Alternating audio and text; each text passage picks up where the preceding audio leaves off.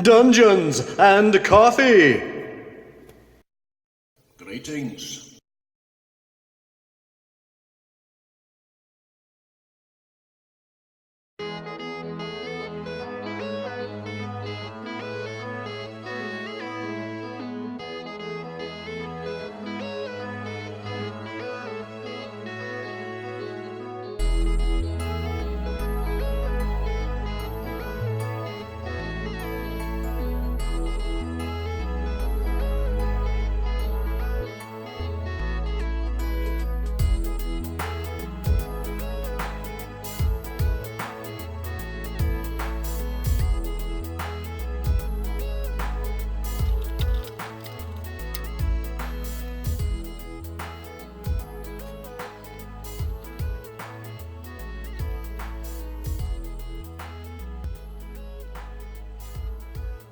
So now we have this going on here.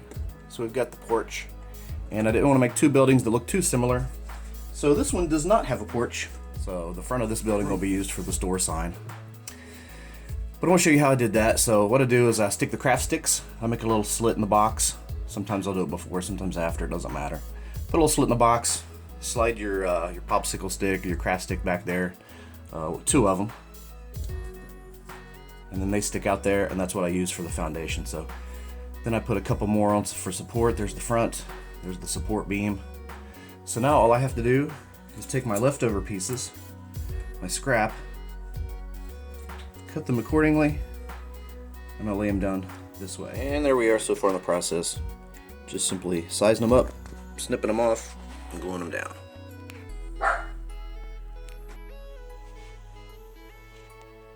Come up on the porch and rest a spell, won't you?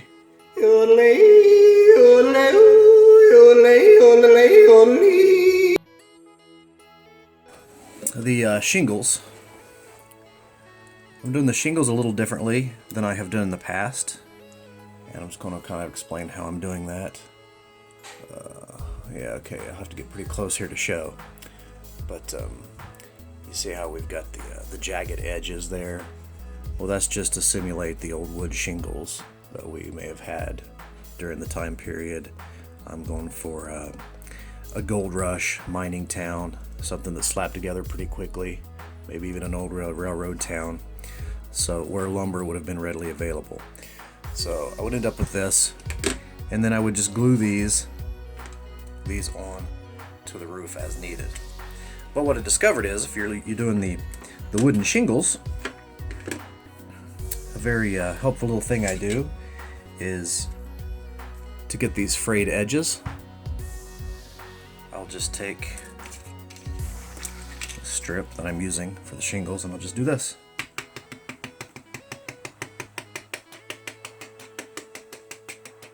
I'll try and angle this blade this way, straight up 90 degrees, and I'll just kind of alternate that. Looks really good. And then when those are interlapped, you get that effect. So I'm very happy with that. So it's a little technique I kind of discovered on my own, playing around with it.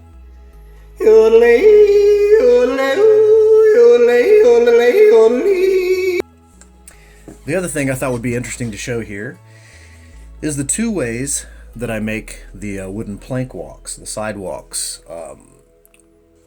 There's a couple ways to do that. This is my traditional way that I've done before, and as you can see underneath there how I did that, I just took my, in this case, corn dog sticks, well, whatever you're using, I've just attached those so they'd be nice and solid, and then on top of those are reinforced where necessary so the glue might hold better, and then I just put my planks on top like so. So that's one way you could do it if you wanted your walkways to be elevated. And there's another way I do it now, which is an option. And if you don't necessarily need or want the raised walkways, sometimes those corduroy walkways just slide, they were just logs lying on top of the mud.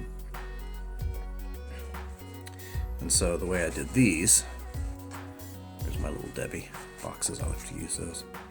So I just glued those onto the bottom so that they're flush